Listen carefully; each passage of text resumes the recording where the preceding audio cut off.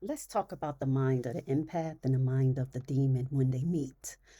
Now, in the demon's mind, one of the first questions that they'll have is, can I breach their light? The demon doesn't see love as love, it sees energy, warmth, food. When it senses the empath, it feels both attraction and threat. The empath's compassion is magnetic, but that same compassion burns. So its first thought is strategy. How close can I get before they notice who I am? Now, they'll begin to say that their pity is my passage. So, with demonic energy, whether it's a literal entity, a spiritual parasite, or a human consumed by darkness, operates through distortion. It seeks to twist the empath's empathy into guilt, confusion, or obligation. The thought behind the smirk is, if I can make them feel responsible for my pain, I can feed forever. See, they know that the empath will believe that everyone can be saved. That's the key.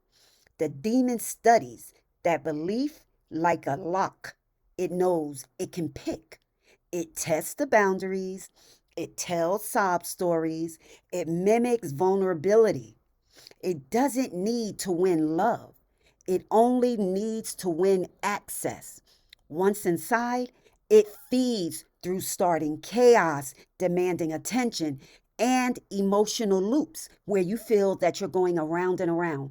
Nothing ever changes, no matter what you bring up, no matter how you talk about it, no matter how many apologies you receive, it happens over and over again. Now, when you become silence, the demon will believe that they're winning. See, because when the empath hesitates to speak up, to call out manipulation, or to set a boundary, the demon interprets silence as surrender. So it'll feed on passivity disguised as compassion, you being so passive and timid, right? But in your mind, the empath, I can feel their pain, but it doesn't feel quite human. See, the empath senses something ancient, hollow, like emotions without roots. It feels sadness, but without sincerity. It'll feel the anger, but without soul. And the empath intuition will whisper, this isn't just wounded energy, it's predatory. You may ask, maybe they just need love. See, the empath's greatest strength and greatest danger, the instinct to heal. They start to rationalize the darkness, to see it as brokenness, to believe they can fix it. But that's where the energetic trap is laid. Every time the empath extends compassion without discernment, the demon converts that light into sustenance. It begins to feed. And you may ask, why do I feel drained when all I'm doing is trying to help? But this is the moment of awakening. The empath begins to notice the energetic exchange isn't mutual. Their body feels heavy, their mind foggy. They start to see that love without boundaries isn't holy. It's fuel for what's feeding on them. Then the empath will finally say, I have to choose myself. Now, when an empath realizes that love doesn't mean surrendering self, the dynamic collapses. The demon loses interest because it can't feed on someone who recognizes its tactics. Discernment becomes the shield, and detachment becomes deliverance. This is an energetic truth. When light meets shadow, both are transformed, but only one survives the encounter intact.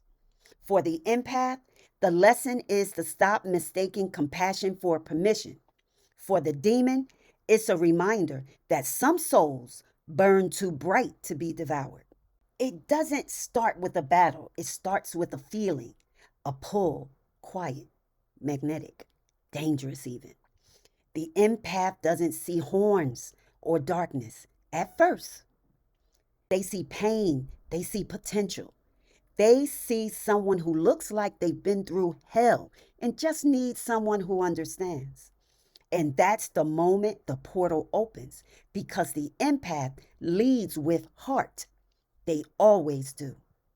But on the other side of that gaze is a demon, not always a creature, sometimes a presence moving through a person, a pattern, a voice that knows exactly what to say. It studies light like prey studies movement. It doesn't want love. That's the mistake of every empath. It wants entry. See, when the empath meets a demon, both worlds will pause.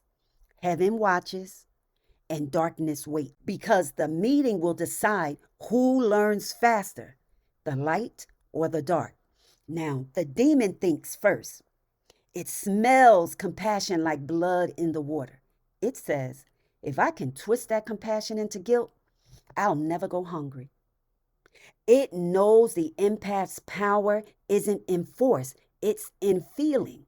So it rehearses sorrow, it polishes its trauma, its dresses, manipulation, and confession. Always has something to say because it needs you to listen. See, the empath feels the ache before the words even land. Something inside whispers, this sadness isn't pure, but the empath's heart overrides the warning. Maybe I'm meant to heal them. That's the hook, the invitation disguised as purpose. And so the dance begins. The demon starts small, subtle chaos, small lies, small needs. It measures how far the empath will bend before breaking. Every apology is a test. Every compliment is a leash. It studies response time, tone, eye contact, the data of trust. The empath, meanwhile, starts to dim.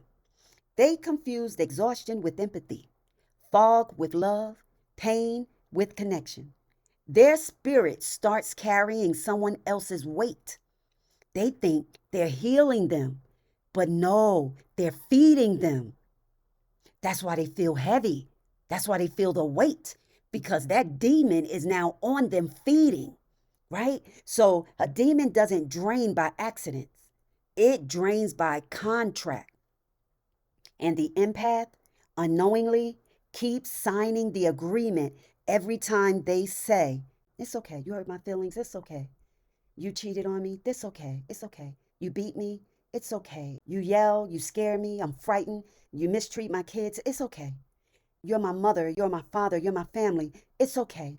Because every time they silence their intuition to keep peace, every time they sacrifice truth for harmony to just get along. See, the demon doesn't fear love, it fears discernment because discernment cuts the cord it feeds from. Discernment exposes the performance.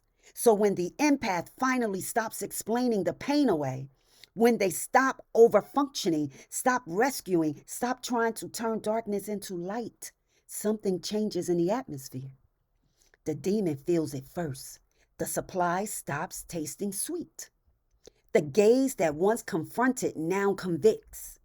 The silence that once meant surrender now feels like judgment. And the demon begins to unravel. It accuses, it projects, and it provokes. And it'll scream, you changed. But really, the empath has awakened. They've remembered who they were before they started absorbing this demon's suffering. The demon feeds on reaction. So when the empath stops reacting, the entire structure collapses.